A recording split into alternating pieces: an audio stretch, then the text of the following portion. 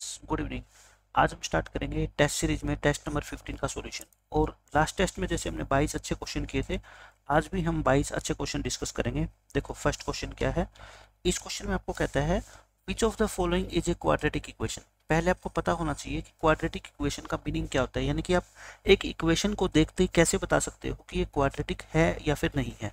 उसका एक ही तरीका होता है, उस इक्वेशन की डिग्री कितनी होनी चाहिए, 2। डिग्री का मतलब क्या होता है, x की highest power of x, highest power of x जो है वो कितनी होनी चाहिए, 2। डिग्री का मतलब हाईएस्ट पावर होती है किसी वेरिएबल की। तो x की पावर ना तो 2 से ज़्यादा होनी चाहिए और ना 2 से कम होनी चाहिए, ठीक है। जैसे कि मान लो मैं ये कहूँ X square minus 5x plus 7, ये इक्वेशन क्या है, क्वाड्रेटिक इक्वेशन है, बिल्कुल है। मैं ये कहूँ X square minus X cube plus 5 equal to 0, क्या ये क्वाड्रेटिक है? आप कहोगे ये क्वाड्रेटिक नहीं है, क्योंकि इसमें x की हाईएस्ट पावर कितनी है, 2 नहीं है, 3 है। तो ये क्वाड्रेटिक नहीं है, ये क्वाड्रेटिक है। मैं कहूँ अगर x माइनस 7, क्या ये क्वाड्रेटिक है? आप कहोगे ये भी नहीं है, क्योंकि x की हाईएस्ट पावर कितनी होनी चाहिए, 2, लेकिन यहाँ पे तो हाईएस्ट पावर कितनी है, 1। तो इस तरीके से आप देख के बताओगे कि क्वाड्रेटिक है या नहीं है। तो देखो मैं आपको तरीका बताता हूँ अब क्वेश्चन को जल्दी सोल्व करने का। अब मान लो आपको ये ऑप्शनल क्वेश्चन है, एमसीक्यू है ये। तो इस क्वेश्चन में ये इक्वेशन क्वाड्रेटिक बनेगी या नहीं बनेगी, आपको बिना सोल्व करे पता लगाना है। पहले मैं आपको सोल्व करके दिखाता हूँ, ठीक है। इसका स्क्वायर खोलो, a प्लस बी का होल स्क्वायर क्या होता है, a square plus B square plus 2ab, यानी कि 2x हो जाएगा। और इसको मल्टीप्लाई करो, 2 की मल्टीप्लाई करोगे 2x माइनस में 6। देखो जब दोनों तरफ 2x और 2x है ना, तो इसको आप चाहे कैंसिल कर दो, ये भी प्लस का है ये भी प्लस का है, इधर आएगा तो क्या होएगा, माइनस होएगा ना। तो इससे अच्छा डायरेक्ट ही कैंसिल कर दो। तो क्या बच गया अपना, X square plus 1 equal to minus 6। तो X square plus 1 plus 6 equal to 0, यानी एक्स स्क्वेयर प्लस में 7 इक्वल टू क्या बन गया आपका, 0। अच्छा ये क्या है, आपकी क्वाड्रेटिक इक्वेशन है। क्वाड्रेटिक इक्वेशन क्यों है, क्योंकि इसमें x की हाईएस्ट पावर क्या है, अपनी 2 है। लेकिन मैं ये कहता हूँ आपको सोल्व करके देखने की जरूरत नहीं थी। आपको ये पता है जब यहाँ पे स्क्वायर आप खोलोगे तो एक्स स्क्वायर की टर्म तो आएगी, a square plus B square plus 2ab। और इधर कोई भी एक्स स्क्वायर की टर्म है नहीं, यानी कि वो एक्स स्क्वायर की जो टर्म आएगी ना लेफ्ट हैंड साइड में, वो कैंसिल नहीं होगी, वो बची रहेगी लास्ट तक। और लास्ट तक अगर बची रहेगी तो इसका मतलब वो इक्वेशन क्या बन जाएगी, आपकी क्वाड्रेटिक बन जाएगी, ठीक है। अब ऐसे ही देखो, मैं बी पार्ट सोल्व करके दिखाता हूँ आपको। एग्जाम में तो आपको फटाफट देखना है, लेकिन यहाँ तो हम चीज़ों को सीख रहे हैं। जैसे ये इक्वेशन है, एक्स स्क्वेयर माइनस के 2x equal to -2 into 3 minus X. आप मेरे को बताओ, यहाँ पे एक्स स्क्वेयर की टर्म है, इधर एक्स स्क्वेयर की टर्म नहीं आ सकती कैसे भी, है ना। तो फिर ये एक्स स्क्वेयर खत्म नहीं होगा, कभी भी खत्म नहीं होगा, तो इसका मतलब ये क्वाड्रेटिक हो जाएगी। लेकिन सोल्व कैसे करेंगे, इसको तो सोल्व कर नहीं सकते, इसमें -2 की मल्टीप्लीकेशन कर लो। देखो माइनस बाहर होता है ना, तो अंदर के सारे साइन चेंज हो जाते हैं। 2 3 जा 6 होता है माइनस, ये माइनस और माइनस क्या हो जाएगा, प्लस। और 2 इंटू एक्स कितना होता है आपका, 2x। अब ये 2x से 2x मत काट देना, क्योंकि ये माइनस का है और ये प्लस का है, तो ये इधर आएगा। अगर मान लो उन सारी टर्म को आप इधर शिफ्ट करते हैं, ये प्लस हो जाएगा, ये माइनस होएगा, और उधर क्या रह गया, 0। अब देखो ये माइनस के 2x और माइनस के 2x मिलके माइनस के 4x होंगे ना, और प्लस के क्या है 6। तो ये भी क्या है, आपकी क्वाड्रेटिक इक्वेशन है। लेकिन एग्जाम में आपको सोल्व नहीं करना, मैं आपको सीधा तरीका बता रहा हूँ कि ये एक्स स्क्वायर वाली टर्म लास्ट तक बची रहेगी, खत्म नहीं होगी। और यहाँ पे कोई एक्स स्क्वायर की टर्म है ही नहीं, तो इसका मतलब ये क्वाड्रेटिक है, ये भी क्वाड्रेटिक है। तो ए और बी दोनों क्वाड्रेटिक है, तो ऑप्शन आपका कौन सा आ गया, D, both A and B. आपको सी चेक करने की जरूरत नहीं है, क्यों, क्योंकि जब ए बी क्वाड्रेटिक है, बी भी क्वाड्रेटिक है और दोनों का ऑप्शन है, तो फिर यही ऑप्शन करेक्ट हो सकता है। क्योंकि अगर सी भी क्वाड्रेटिक होगी तो आप मेरे को बताओ फिर ऑप्शन कौन सा टिक करोगे, ऑप्शन तो फिर बचा ही नहीं ना। लेकिन मैं आपको बता देता हूँ कि सी क्यों क्वाड्रेटिक नहीं है, क्योंकि अपने को तो अब सीखना है चीज़ों को। इन दोनों नंबर्स की मल्टीप्लाई आप कैसे करते हो, देखो 7th क्लास में आपको सिखाया गया होगा कि पहले इस x की मल्टीप्लाई करते हैं किससे, इस पूरी ब्रैकेट से, यानी कि x प्लस 1 से। फिर -2 की मल्टीप्लाई करते हैं इस पूरी ब्रैकेट से, और ऐसे ही इधर इस x की मल्टीप्लाई करेंगे इस पूरी ब्रैकेट से, और फिर बीच में साइन माइनस का 1 की मल्टीप्लाई करेंगे पूरी ब्रैकेट से। अब यहाँ पे ध्यान से समझना मेरी बात, x की मल्टीप्लाई करो एक्स स्क्वायर प्लस में x। यहाँ पे गड़बड़ करते हैं स्टूडेंट, बाहर जब माइनस का साइन होता है ना, तो बहुत ध्यान से किया करो, बिना जल्दबाजी के। 2 की मल्टीप्लाई x से करोगे 2x माइनस, अच्छा ये माइनस ये प्लस क्या हो जाएगा, माइनस। तो 2 की मल्टीप्लाई 1 से करोगे क्या होगा, 2। ऐसे यहाँ पे करो, x square plus 3x minus के x और माइनस प्लस माइनस के कितने होंगे, 3। अब आप मेरे को खुद बता दो कि ये दोनों तरफ एक्स स्क्वायर जब कैंसिल होएगा तो ना तो इधर एक्स स्क्वायर ना इधर एक्स स्क्वायर, तो फिर आंसर में एक्स स्क्वायर कहाँ बचेगा, बचेगा ही नहीं। तो हम क्या कह देंगे, इट इज नॉट क्वाड्रेटिक, ये इक्वेशन क्वाड्रेटिक नहीं है। तो कभी भी पेपर में ऐसे क्वेश्चन आ जाए क्वाड्रेटिक है या नहीं है, उसको इस तरीके से चेक करना है जैसे हमने ये क्वेश्चन किया है। अब देखो ये अच्छा क्वेश्चन है, आपके पूरी बुक के अंदर एज से रिलेटेड 3 ही क्वेश्चन है। एक तो रोहन और रोहन की मदर वाला है ये, ठीक है, और 2 क्वेश्चन आपके, एक नूरी वाला है और एक जैकब वाला है। नूरी और जैकब वाले जो दोनों क्वेश्चन है वो आपके लीनियर इक्वेशन के हैं, और जो ये क्वेश्चन आप कर सकते हो इसको क्वाड्रेटिक इक्वेशन से सोल्व कर सकते हो। देखो आसान सा क्वेश्चन है, इसमें क्या कहा गया आपसे कि रोहन की मदर जो है ना, देखो रोहन की मदर ऑब्वियसली रोहन से बड़ी होगी, वो कितने साल बड़ी है, 26 ईयर ओल्डर, ओल्डर का मतलब उससे क्या है, बड़ी है, 26 year. The product of their age is 3 years from now, इसका मतलब होता है आज से 3 साल बाद उन दोनों की एज का प्रोडक्ट जो है ना वो 360 हो जाएगा। तो उन दोनों की प्रेजेंट एज बताओ कितनी है। तो मैं मान लेता हूँ पहले एक की प्रेजेंट एज मान लो, ठीक है, let present age of Rohan की मान ले, क्योंकि रोहन छोटा है, किसी की मान लो, मदर की मान लो रोहन, उससे कोई फर्क नहीं पड़ता, ठीक है। मैंने रोहन की प्रेजेंट एज को x मान लिया, so his mother's present age, फिर बताओ उसकी मम्मी की जो प्रेजेंट एज है वो कितनी हो जाएगी। उसकी मदर उससे 26 ईयर बड़ी है, बड़ी का मतलब अगर रोहन मान लो 10 साल का है तो उसकी मम्मी 10 + 26 है ना, क्योंकि रोहन से बड़ी है, मतलब कि रोहन जितने भी साल का है ना उसमें 26 क्या करेंगे, ऐड करेंगे। कई बच्चे समझते नहीं है, मल्टीप्लाई कर देते हैं। भाई बड़ा आपसे, आपका भाई 2 साल बड़ा है तो आपकी एज में 2 ईयर आप सोचो प्लस करोगे कि मल्टीप्लाई करोगे, प्लस करने पे आंसर आएगा ना, तो ये आ गया। अब ये तो हमने मान ली, अब क्वेश्चन में क्या कंडीशन दे रखी है, 3 ईयर्स फ्रॉम नाउ, इसका मतलब है आफ्टर 3 ईयर्स। बस इसके बाद आप कुछ भी मत पढ़ो, आप अपनी तरफ से निकालो कि 3 साल के बाद इन दोनों की एज क्या हो जाएगी, एज ऑफ रोहन। अब यहाँ पे प्रेजेंट मत लिख देना क्योंकि प्रेजेंट तो एक्स है, हम बात कर रहे हैं किसकी, 3 साल बाद की, तो ये भी 3 साल बड़ा हो जाएगा, 3 साल दोनों 3-3 साल क्या हो जाएंगे, बड़े। और एज ऑफ उसकी जो मदर है उनकी एज कितनी होएगी, ये आज कितनी है, x + 26 की है, तो 3 साल बाद 3 और बढ़ जाएंगे, यानी कि x + 29 हो जाएंगे। क्वेश्चन के अकॉर्डिंग क्या दे रखा है आप मेरे को बताओ, अकॉर्डिंग टू क्वेश्चन कहता है 3 साल के बाद उनकी जो एज होगी ना, उनकी अगर हम मल्टीप्लाई कर देंगे तो वो कितनी आ जाएगी, 360 अकॉर्डिंग टू क्वेश्चन, यानी कि x + 3 और x + 29 इसकी मल्टीप्लाई कितनी आएगी आपकी, 360। तो सोल्व करें इसको, x की मल्टीप्लाई देखो पहले पूरी ब्रैकेट से करोगे, फिर 3 की मल्टीप्लाई पूरी ब्रैकेट से करोगे, और इक्वल टू कितना है आपका 360, मल्टीप्लाई करो x² + 29x और प्लस में 3x और प्लस में 29 को 3 से करोगे 87। अब कितना आ गया x², इन दोनों को ऐड करो और प्लस 87 और माइनस के कितने होंगे 360, 360 में से 87 माइनस करना, आपका कितना आएगा 3, और 36 में से 8 गए 28, 27, 273, और क्या आएगा आपका, देखो इक्वेशन क्या बन जाएगी, x² प्लस के ये क्या बनेंगे आपके 32x बनेंगे, ठीक है, 32x और माइनस के 273 बनेंगे ना। माइनस के क्यों बने, क्योंकि ये माइनस का बड़ा नंबर है और प्लस का क्या है, छोटा। अब आपको क्या करना है, फैक्टर बनाने हैं। देखो आपको 2 ऐसे नंबर चाहिए जिनकी प्रोडक्ट तो क्या हो -273 और जिनका सम कितना हो 32। आप ध्यान रखा करो प्रोडक्ट नेगेटिव आनी चाहिए, इसका मतलब एक नंबर प्लस का होगा और एक नंबर माइनस का, तभी तो उन दोनों की प्रोडक्ट करेंगे तो माइनस आएगी ना, ठीक है। तो आप क्या किया करो, 273 × 1 है ना, 1 ये वाला, इतनी प्रोडक्ट आनी चाहिए। अब ये 2 से तो डिवाइड होता नहीं, 3 से डिवाइड करो इसको, 3 से इसको डिवाइड करोगे तो इसको क्या करना पड़ेगा, मल्टीप्लाई, क्योंकि इन दोनों की प्रोडक्ट 273 ही रहनी जरूरी है। फिर अपने को 32 चाहिए।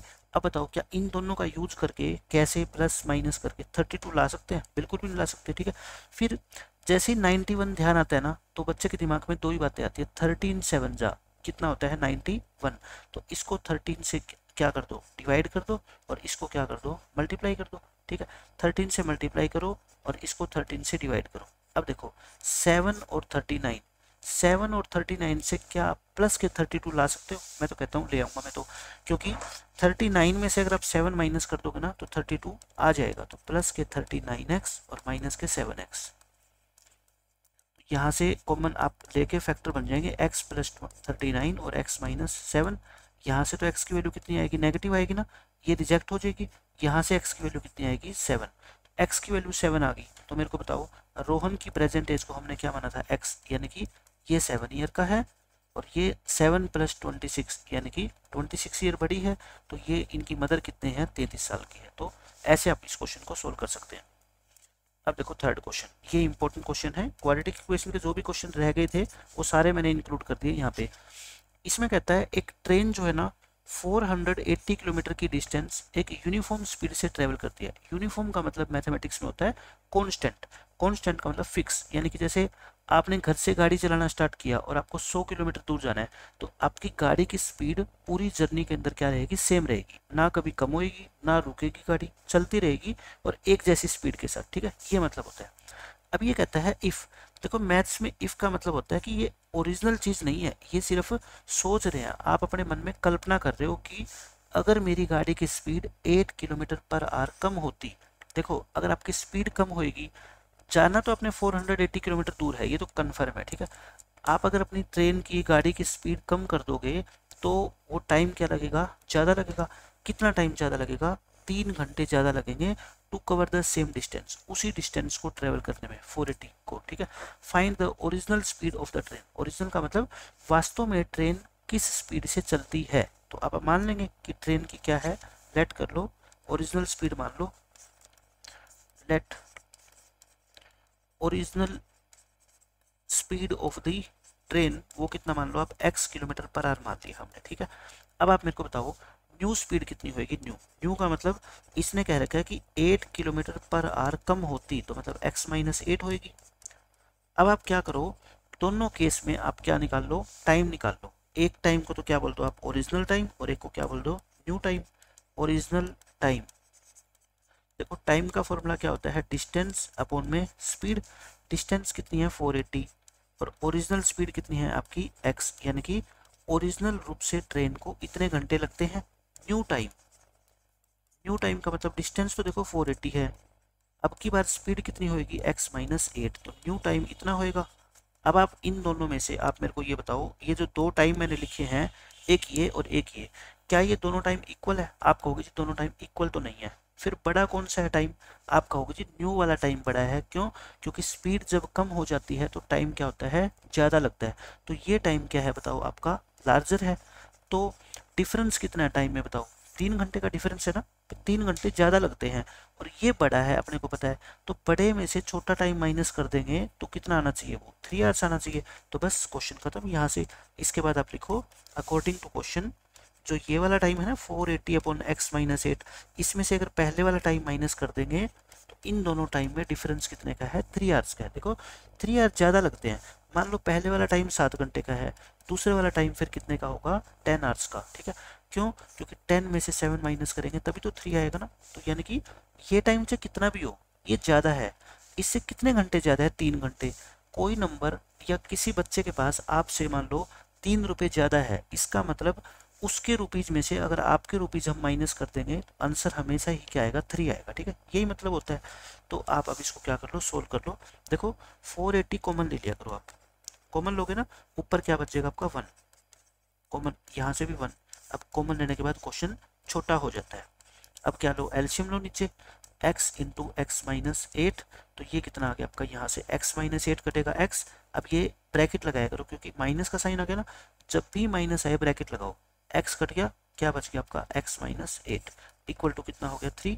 अब देखो ब्रैकेट खोलो, x ये माइनस हो जाएगा और माइनस माइनस क्या हो जाएगा प्लस, और अपॉन x × x - 8, ये हो गया। अब ये x से x कट गया, अब देखो कितना आ गया आपका, ये आएगा 480 × 8 और अपॉन नीचे मल्टीप्लाई कर दूं x² - 8x इक्वल टू कितना आ गया 3। अब देखो क्रॉस मल्टीप्लाई करके आप है ना ये काट भी सकते हो, 3 1 जा और 3 16 जा, ऐसे कट जाएगा, ठीक है। अब क्रॉस मल्टीप्लाई करना, x² - 8x इक्वल टू 16 गुना में 8 करते हो तो 128 होता है ना, ये ठीक है, ये आपका आ गया।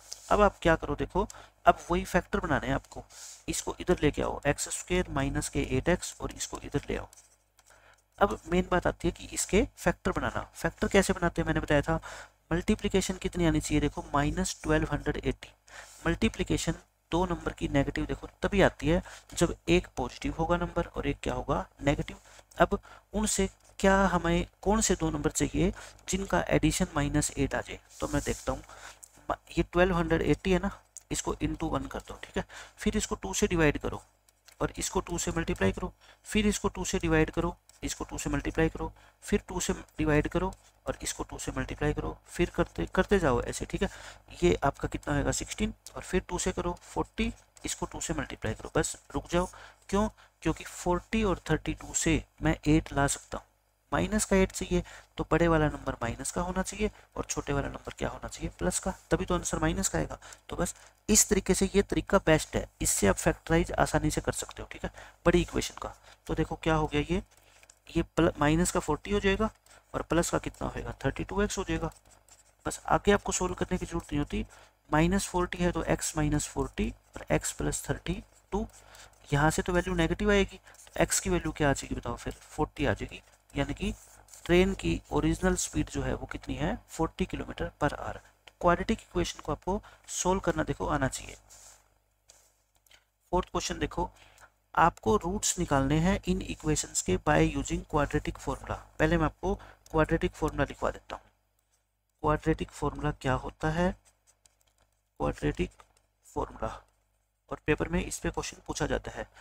x की वैल्यू निकालने का फॉर्मूला होता है -b ± √d/2a। ये फॉर्मूला है, याद कर लो।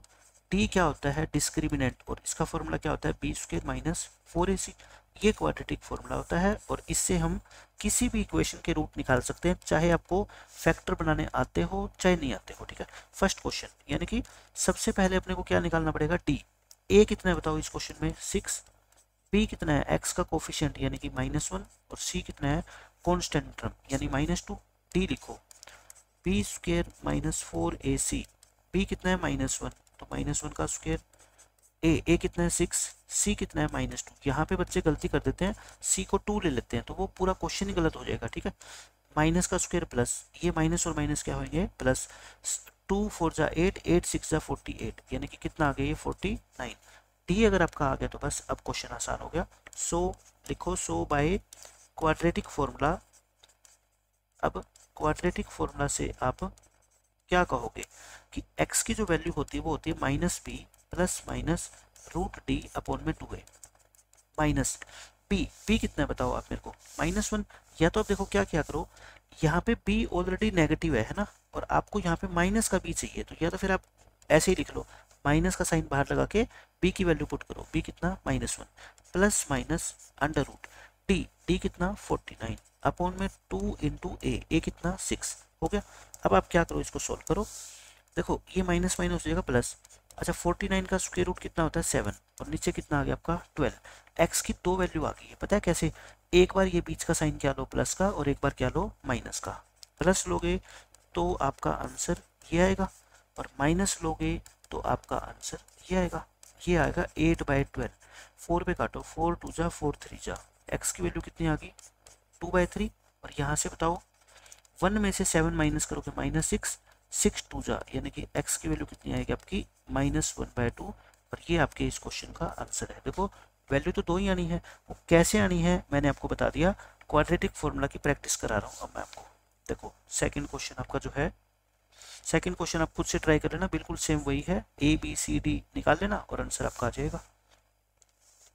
इसमें कहता है ट्रिग्नोमेट्री में, ये इंपॉर्टेंट क्वेश्चन है ट्रिग्नोमेट्री का, कि आपको ये चीज प्रूव करनी है। मैंने आपको कल भी बताया था, ट्रिग्नोमेट्री में प्रूव करने का मतलब है एक साइड को लेके चलो आप, बस लेफ्ट हैंड साइड क्या है बताओ, secant theta into 1 - sine theta और into secant theta plus tan theta, और इसका आंसर अपने को क्या चाहिए 1। इस सेकेंड थीटा को कुछ मत करो, ऐसे कैसे चलने दो, इसको भी कुछ मत कहो, इसको सोल्व कर लो। सेकेंड क्या होता है देखो 1/cos और साइन क्या होता है 10 क्या होता है आपका साइन बाय कोस। आप बार बार एक ही क्वेश्चन की प्रैक्टिस करोगे तो देखो आंसर आपको याद होएंगे, प्रोसेस याद हो जाएगी आपको कि किस तरीके से सोल्व करना है क्वेश्चन को। ये सेकंड थीटा, इसको भी कुछ नहीं करना, यहाँ पे एलसीएम ले लो, क्या आ जाएगा आपका कोस थीटा। देखो कोस से कोस कट गया 1, कोस से कोस कट गया साइन थीटा। अब ऊपर वाले की मल्टीप्लाई करेंगे हम, आप मेरे को बताओ इन दोनों की multiplication 1 - sine theta into 1 + sine theta क्या होगी, ए माइनस बी इंटू ए प्लस बी। फॉर्मूला क्या होता है, ए स्क्वायर माइनस में बी स्क्वायर, ये फॉर्मूला होता है, ठीक है। और नीचे क्या बन गया आपका कोस थीटा, तो देखो सीकेंड थीटा ये बन गया आपका 1 माइनस साइन स्क्वायर थीटा, और 1 माइनस साइन स्क्वायर थीटा आप जानते हो क्या होता है, कोस स्क्वायर थीटा होता है। और नीचे क्या बन गया आपका कोस थीटा। अब बताओ क्या है कोस स्क्वायर थीटा का मतलब क्या होता है, देखो cos theta into cos theta होता है, ठीक है। एक कोस थीटा क्या है आपका कैंसिल हो जाएगा, क्या बच गया secant theta into cos theta. अच्छा सीकेंड और कोस की मल्टीप्लाई क्या होती है 1। मैंने कितनी बार आपको बताया है कि ये टेबल याद रखो, साइन कोस फिर टेन फिर कोट फिर सीकेंड और फिर कोसिकेंड, ये तो पेपर में जाते ही बना लेना, ठीक है। और इन तीनों की मल्टीप्लाई क्या होती है 1 1 होती है। तो देखो कोस और सीकेंड की मल्टीप्लाई क्या होती है 1, तो कोस और सीकेंड की मल्टीप्लाई को हम क्या लिख सकते हैं 1, और 1 ही अपने को क्या करना था प्रूव, तो यही इस क्वेश्चन की क्या है राइट हैंड साइड है, प्रूव हो गया। अब देखो 6th क्वेश्चन, ये भी बहुत इंपॉर्टेंट क्वेश्चन है, इसमें आपको ये प्रूव करना है, तो करते हैं। लेफ्ट हैंड साइड ले लो, लेफ्ट हैंड साइड क्या है आपकी, मैं अब लिख नहीं रहा इसको, ठीक है। ये लेफ्ट हैंड साइड है, मान लो मैंने ले ली लेफ्ट हैंड साइड। अब a प्लस बी का होल स्क्वायर खोल दो, क्या होता है फॉर्मूला ए स्क्वायर प्लस बी स्क्वायर यानी कि सेकंड वाली टर्म का स्क्वायर प्लस 2 इंटू ए इंटू बी यानी कि sine theta into cosecant theta. इसी तरह से दूसरे वाला स्क्वायर खोल दो आप, दूसरे वाला स्क्वायर क्या है बताओ, वही फॉर्मूला ए प्लस बी का होल स्क्वायर यानी कि कोस square theta plus secant square theta plus में 2 into cos theta into secant theta. अब आपको यहाँ पे एक दो फॉर्मूले याद रखने हैं, देखो साइन और कोसिकेंड की मल्टीप्लाई अभी मैंने बताई है पिछले पेज पे, कोस और सीकेंड की मल्टीप्लाई क्या होती है 1, ठीक है। तो आप इसको लिख लो sine square theta plus cosecant square theta plus 2 into ये क्या होती है 1, ये क्या बन गया cos square theta plus secant square theta plus 2 into क्या बन गया 1। अब आप मेरे को बताओ क्या आप जानते हो साइन स्क्वायर थीटा और कोस स्क्वायर थीटा को ऐड करने पे आंसर कितना आता है 1, तो 1 ये हो गया, ये कितना है 2, ये कितना है 2, 2 प्लस 2 कितना हो गया 4 और 1 ये हो गया कितना हो गया 5, 5 प्लस में अपने पास क्या बच गया कोसिकेंड स्क्वायर थीटा और प्लस में अपने पास बच गया सीकेंड स्क्वायर थीटा।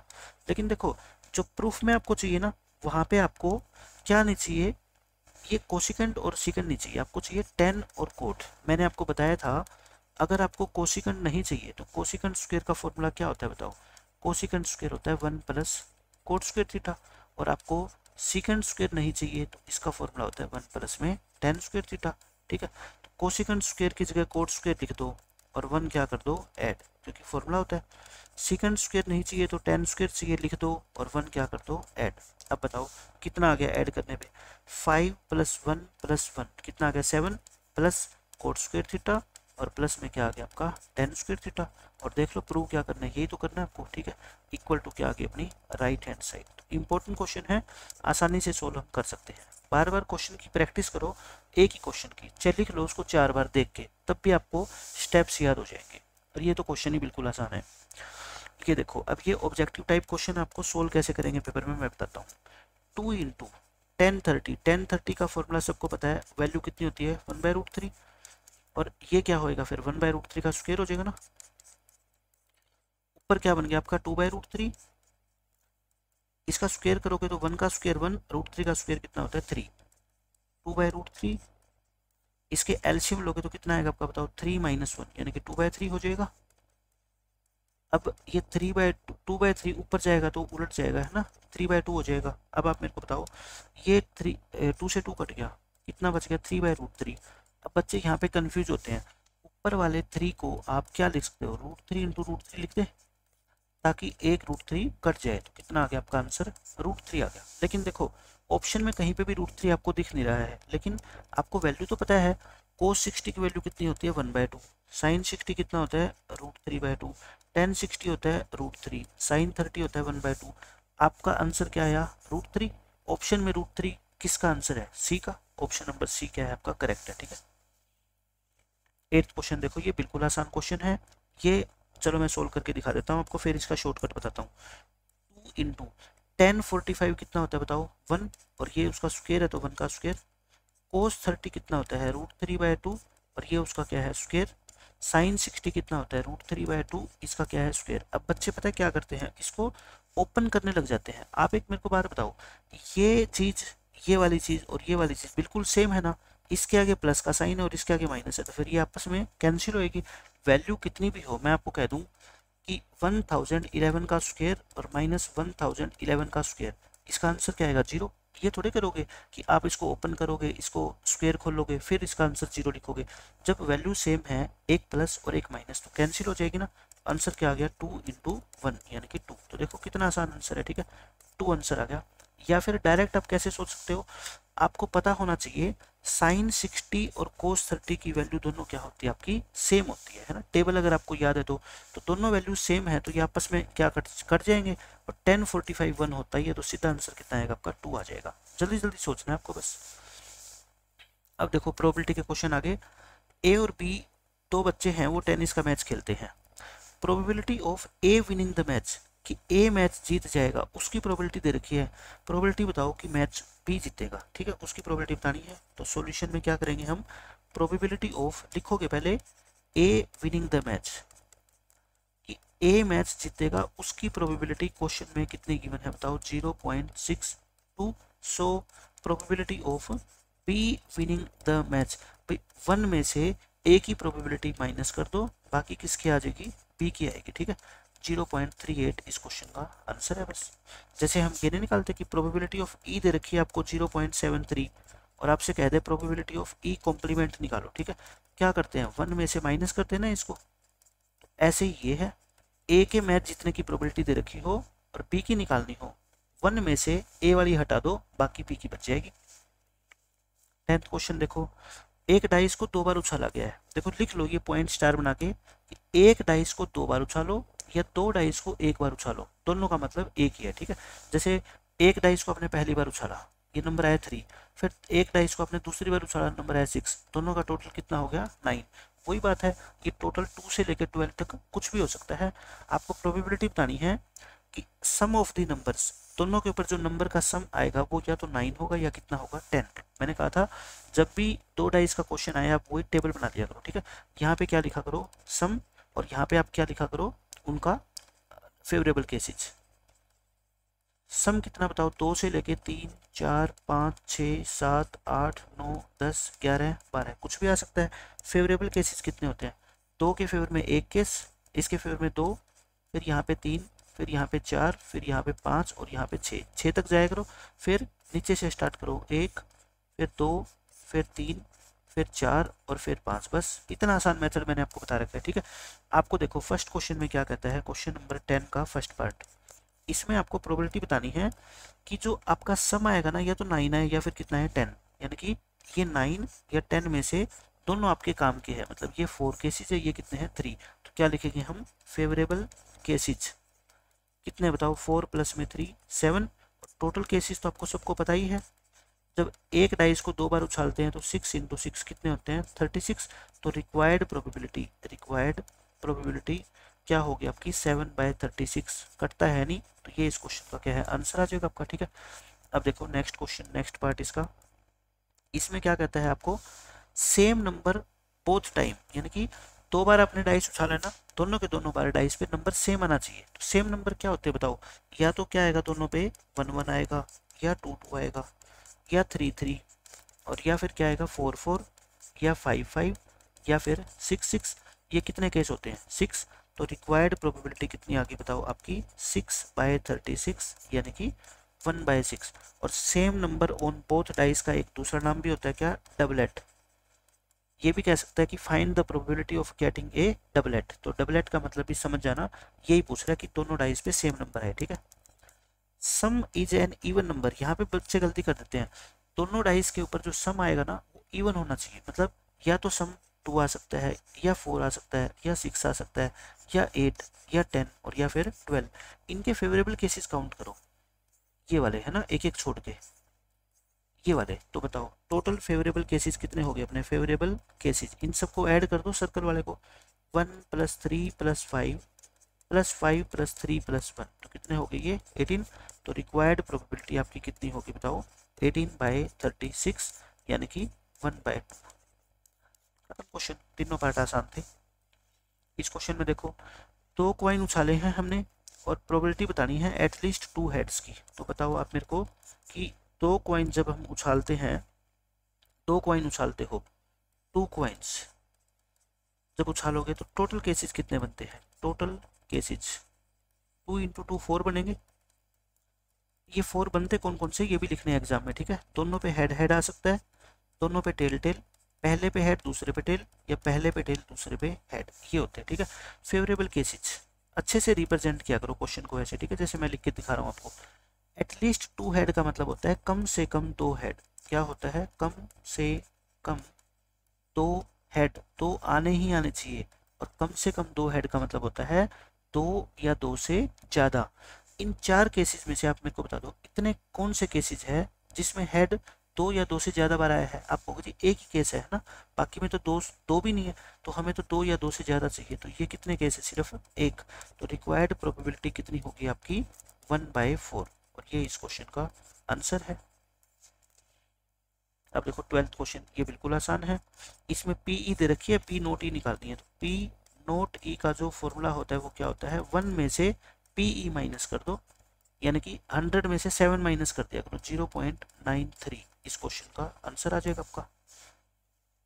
इसमें देखो क्या कहता है, find the coordinates of the point which divides the line segment joining this and this in 3:1। तो ये आपका सेक्शन फॉर्मूले का क्वेश्चन आ गया कि एक पॉइंट है जो इस पूरे लाइन सेगमेंट को जो बना है इन दो पॉइंट्स को ज्वाइन करने से।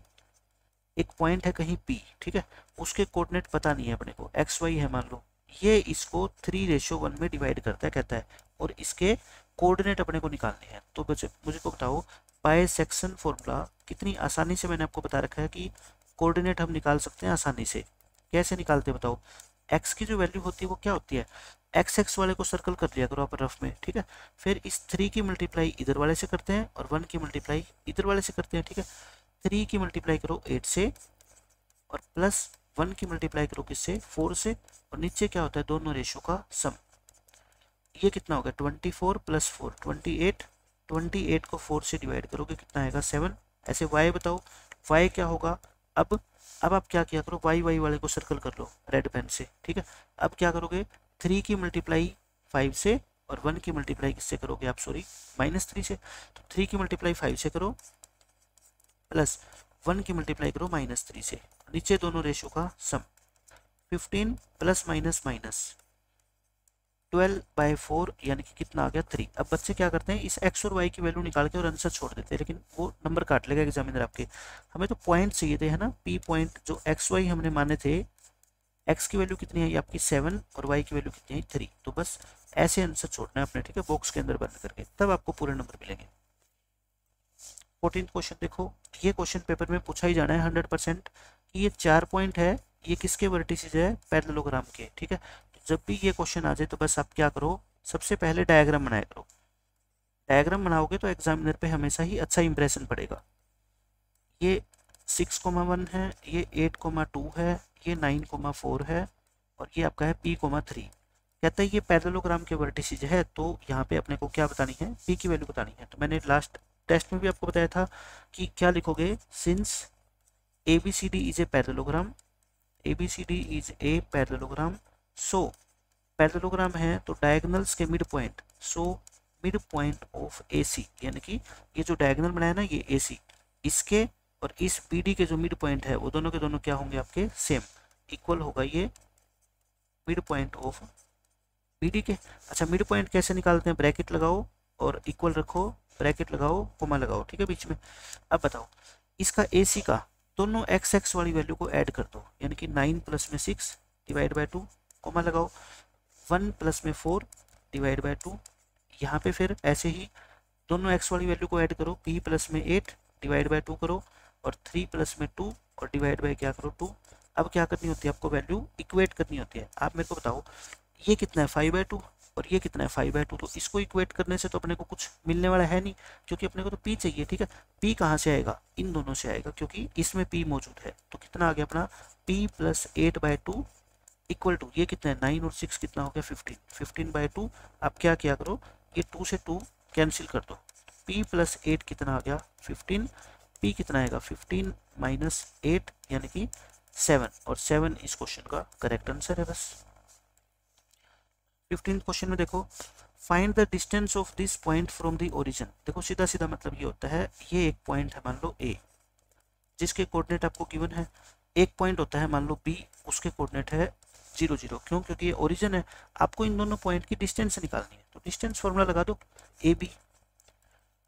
मैंने क्या बताया था, इन दोनों के साइन अगर क्या हो, चेंज हो या सेम हो तो क्या करते हैं ना, लेकिन यहाँ तो जीरो है, जीरो को तो प्लस करो चाहे माइनस करो, उससे कोई फर्क पड़ता ही नहीं है। ठीक है, तो आप क्या करोगे, सीधा ही -4 का स्क्वायर और इसका 3 का स्क्वायर। बच्चे यहाँ पे गलती करते हैं, -4 के स्क्वायर को -16 लिख देते हैं। ठीक है, -4 के स्क्वायर का मतलब होता है ये, और मल्टीप्लीकेशन में माइनस माइनस क्या हो जाती है, प्लस। तो स्क्वायर तो प्लस का 16 ही आना है। ठीक है, और ये कितना होगा बताओ, आपका 3 का स्क्वायर 9 होता है, 3 का स्क्वायर 9, तो ये कितना हो गया आपका 25, और 25 का स्क्वायर रूट कितना होता है आपका 5 होता है। ठीक है, तो ओरिजिन की डिस्टेंस इस पॉइंट से कितनी आएगी, 5 आएगी। तो बहुत इंपॉर्टेंट क्वेश्चन है, 1 नंबर के हिसाब से 100% आएगा पेपर में। इसमें देखो क्या कहता है, ये भी इंपॉर्टेंट क्वेश्चन है और बच्चों को सबसे ज़्यादा टफ लगता है ये क्वेश्चन। ठीक है, और मैंने आपको बता रखा है कि इन दो क्वेश्चंस के आंसर तो आप याद ही कर लो। एक तो क्वेश्चन है ये, और एक आपका दूसरा एपी आता है जिसमें आपको सम कितना गिवन होता है, 78। इन दोनों क्वेश्चन के आंसर आप याद रख लो। इसका जो आंसर आएगा वो एन की वैल्यू क्या आती है आपकी, बताओ 4 और 13 आती है, और इस क्वेश्चन का जो आंसर आता है वो कितना आता है, 12 आता है। ठीक है, ये है। तो कहता है इस एपी की कितनी टर्म्स को ऐड करें कि उनका सम कितना आना चाहिए, 636 आ जाए। तो मैं कहता हूँ आप लिखो एपी 9, 17, 25, ये एक एपी है। इसमें ए कितना है बताओ, 9, डी कितना है 17 माइनस 9 यानी कि 8। अब ये कहता है कितनी टर्म को ऐड करने पर, ठीक है, सम आपका 636 आएगा। मैं कहता हूँ लेट कर लो, एन टर्म्स को ऐड करना है, मतलब कि एस एन अगर मैं निकालूंगा तो कितना आएगा, 636 आएगा। एस एन का फॉर्मूला क्या होता है, n/2 into 2a plus n-1 into D, यही होता है। तो आप वैल्यू n की तो निकालनी है अपने को। ए कितना है बताओ, 9, n-1 डी कितना है आपका 8। बस आप इसको क्या कर लो, सोल्व कर लो थोड़ा सा बस। ये कितना होगा आपका 18, 8 से मल्टीप्लाई करो, प्लस के 8n और माइनस के 8। मल्टीप्लीकेशन वगैरह में गलती नहीं करनी बस। देखो 8n तो प्लस का है ही, 18 माइनस 8 कितना होता है, प्लस का 10। अब अगर आप क्वेश्चन को छोटा करना चाहते हो तो इसमें से 2 कॉमन ले लो, क्योंकि 8 भी डिवाइड हो जाता है और 10 भी। 2 कॉमन मैं क्यों ले रहा हूँ, क्योंकि ये नीचे 2 है तो वो उससे कट जाएगा। ठीक है, तो क्या आ गया देखो आपका सॉल्यूशन। अब n/2 तो है ही, पहले 2 कॉमन ले लो। ठीक है, इसको 2 से डिवाइड करो, ये 4n आ गया, इसको 2 से डिवाइड करो, ये 5 आ गया। अब क्वेश्चन आपका बन जाएगा ये आसान, क्योंकि ये 2 से 2 कट गया, और n से अंदर मल्टीप्लाई कर दो तो कितना आएगा, 4n² प्लस में 5n, और ये प्लस का है इधर आके क्या हो जाएगा, माइनस। अब आपको क्या करने होते हैं, इसके फैक्टर बनाने। ठीक है, और फैक्टर मैं आपको काफ़ी बार इसके बता चुका हूँ, आप याद रख लो। इसके जो फैक्टर बनेंगे ना, प्लस का 5 है तो इसके फैक्टर बनते हैं 48 और 53। ठीक है, तो प्लस का लेके आना है तो माइनस के 48 करोगे और प्लस के 53, क्योंकि प्लस वाला नंबर बड़ा होना चाहिए। प्लस के 53 कर दो और माइनस के 48 कर दो। अब क्या कॉमन आएगा बताओ इन दोनों में से, n, तो कितना आ गया 4n प्लस में 53। अच्छा, यही फैक्टर आप क्या कर दिया करो, यहाँ पे लिख दिया करो। अब मेन बात आती है कि यहाँ क्या लिखे बीच में, बीच में मैंने बता रखा है आपको कि जो ये टर्म है ना, उसको इसकी पहली टर्म से डिवाइड किया करो। n से n कट गया, 48 को 4 से डिवाइड करोगे 12, और साइन किसका आएगा, ये वाला। ठीक है, तो 4n प्लस 53 दोनों में कॉमन है, यहाँ से क्या बच गया n, यहाँ से क्या बच गया -12। अच्छा, इससे तो वैल्यू क्या आएगी, नेगेटिव आएगी है ना, n की, रिजेक्ट कर दो। यहाँ से n कितना आएगा आपका 12, और ये n इज इक्वल टू 12 आपका क्या है, करेक्ट आंसर है। ठीक है, इस तरह से आप इस क्वेश्चन को सोल्व करना है। एक तो आपको आंसर याद होना चाहिए इसका, और एक लास्ट में यहाँ पे आके बच्चे अटक जाएंगे। फैक्टर याद कर लो, 48 और 53। पूरी बुक में क्वेश्चन ही आपके कितने हैं, 2 है ये, तो फिर आंसर आपको याद होना चाहिए। आप फ्रंट पेज पे लिख लो, ताकि हर बार आप इस क्वेश्चन को सोल्व करो तो फैक्टर आपको याद हो। 17 क्वेश्चन देखो बिल्कुल आसान है।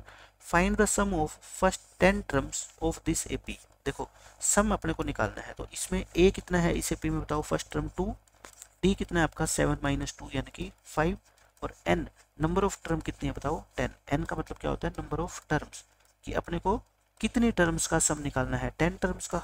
तो बताओ एस एन का फॉर्मूला क्या होता है, n/2 into 2a plus n minus one into D, ये होता है n कितना 10, 10/2 प्लस 2 इंटू ए कितना 2, n माइनस वन यानी 10 माइनस वन, डी कितना 5। सोल्व कर लो इसको, 10/2 कितना होता है 5, ये कितना हो गया 4 और ये 9, 9 5 जा कितना होता है आपका 45, 45 में 4 ऐड करोगे 49 और 49 को 5 से मल्टीप्लाई करोगे 245, इस क्वेश्चन का आंसर आ जाएगा बस।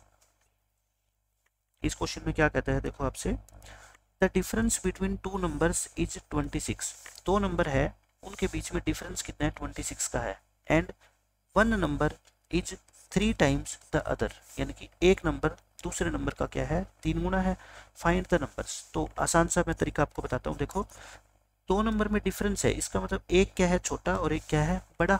आप क्या किया करो, दैट लार्जर नंबर, लार्जर और स्मॉलर लिखा करो, ठीक है, और एक को क्या मानो स्मॉलर, ये मानो। तो आप क्या करोगे इसके अंदर, देखो लार्जर नंबर को मान लो मैं x मान लेता हूँ और स्मॉलर नंबर को मैंने क्या मान लिया, मान लो y। लार्जर को हमेशा ही आप क्या मान लो, x मान लो। अब मेरे को बताओ अकॉर्डिंग टू क्वेश्चन, एक दो नंबर के बीच का डिफरेंस, मैंने आपको लास्ट लेक्चर में बताया था, डिफरेंस का मतलब क्या होता है कि बड़े वाले नंबर में से अगर छोटे वाला नंबर आप माइनस कर दोगे तो आंसर कितना आएगा 26 आएगा। तो यानी कि x माइनस वाई कितना आएगा 26, एक इक्वेशन आ गई। दूसरी इक्वेशन कहाँ से लाओगे, आपको क्वेश्चन में गिवन है कि एक नंबर जो है ना दूसरे नंबर का 3 गुना है। अच्छा मैंने मान लो दोनों को इक्वल रख दिया, इक्वल तो है नहीं, छोटा कौन है ये, इसको किससे मल्टीप्लाई करें 3 से, क्योंकि x जो है ना वो y का 3 गुना है, तो x किसके इक्वल होगा 3y के इक्वल होगा। या फिर मैं कह सकता हूँ x minus 3y equal to क्या होगा 0, क्योंकि ये प्लस है इधर आके क्या हो जाएगा माइनस। तो बस क्वेश्चन खत्म। अब आप सीधा क्या किया करो, इनको माइनस कर दिया करो, क्योंकि x और x सेम है ना, तो माइनस करोगे ये प्लस हो जाएगा ये माइनस होएगा, ये कट गया, प्लस के 3y और माइनस के y कितना हो गया 2y और ये कितना हो गया आपका 26, तो y कितना आ गया यहाँ से 13। y अगर 13 आ गया तो आप मेरे को बताओगे कि x कितना आएगा, पहली इक्वेशन में वैल्यू पुट कर दें। सो फ्रॉम इक्वेशन नंबर 1 से बताओ क्या आएगा, x minus Y equal to 26 minus Y कितना है 13, x कितना आ गया फिर बताओ 26, ये माइनस है उधर आगे क्या होएगा प्लस, x कितना आ गया आपका 39 आ गया, ठीक है। सो आप लिख दो लास्ट में लार्जर नंबर वो कितना आएगा 39 और स्मॉलर नंबर आपका जो है वो कितना आएगा 13। आप वेरिफिकेशन भी कर सकते हो, ठीक है। वेरिफिकेशन में क्या है देखो, दोनों का डिफरेंस 26 है, दोनों को आपस में माइनस करोगे 26 आएगा और एक नंबर दूसरे का 3 गुना है, तो बताओ 39 जो है वो 13 का क्या है 3 गुना है। तो इस तरह से आप आंसर की अपनी वेरिफिकेशन भी कर सकते हो। 19 क्वेश्चन में देखो, ये मैंने 2 क्वेश्चन लगातार आपको दिए हैं ताकि एग्जाम में आप इसमें गलती ना करो, ठीक है।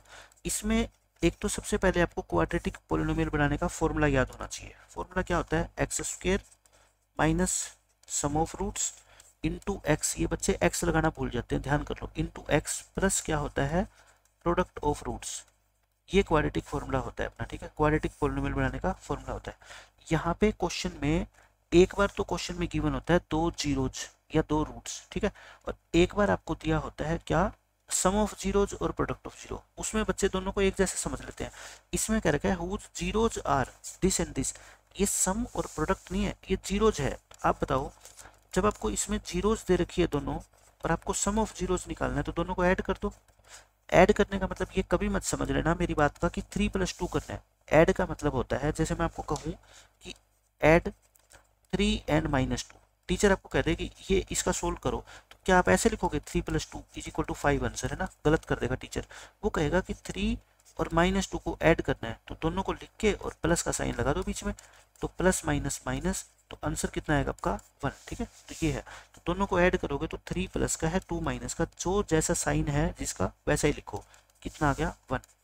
अच्छा प्रोडक्ट निकाल लो, प्रोडक्ट ऑफ जीरोज, ये कितनी आएगी आपकी 3 × -2, 3 × 2 = 6 और एक माइनस का साइन है तो क्या आ जाएगा माइनस, ठीक है। सम और प्रोडक्ट आ गई। सो आप लिखोगे the quadratic polynomial is x² minus bracket लगाओ सम कितना बताओ 1 इंटू एक्स प्लस प्रोडक्ट कितनी -6, क्या होएगा ये माइनस का 1 × x तो क्या होता है x ही होता है, प्लस माइनस क्या होता है माइनस। इस क्वेश्चन का ये आंसर आ गया, ठीक है। तो मैं आपको बताना यही चाहता हूँ कि ये आपको जीरोज गिवन है ना कि सम और प्रोडक्ट गिवन है। अब देख लो नेक्स्ट क्वेश्चन। इस क्वेश्चन में भी यही कहता है कि क्वाड्रेटिक पॉलिनोमियल निकालो, लेकिन whose sum of zeros and product of zeros are this and this. तो मतलब पहले वाला क्या है, ये सम, इसमें अपने को direct sum of zeros given है, निकालना नहीं है अपने को। और ये जो दूसरी वाली वैल्यू है ये क्या है आपकी प्रोडक्ट ऑफ जीरोज। तो आपको सिर्फ क्या लगाना है, फॉर्मूला लगाना है क्वाड्रेटिक पॉलिनोमियल का। बताओ क्वाड्रेटिक पॉलिनोमियल इज क्या होता है फॉर्मूला, एक्स स्क्वायर माइनस सम into x plus product. X square minus bracket लगाओ सम कितना -1/4 इंटू एक्स प्लस प्रोडक्ट कितनी 1/4। एक्स स्क्वायर माइनस माइनस हो जाएंगे प्लस। अब आप है ना इतना सोल्व करके छोड़ा मत करो, थोड़ा सा इसको आगे और सोल्व कर दो। देखो ये नीचे एलसीएम ले लो कितना 4 से 1 को डिवाइड करोगे 4x स्क्वायर आ गया, प्लस 4 से 4 कटेगा तो x आ गया, ये 4 से 4 कटेगा 1 आ गया। इसको ऐसे लिख दिया करो 1/4 into 4x square plus x plus में 1। और ये इस क्वेश्चन का आंसर है, ठीक है। दोनों क्वेश्चन मैंने एक साथ दे दिए ताकि आप डिफरेंस समझ सको पिछले क्वेश्चन में और इस क्वेश्चन में क्या है।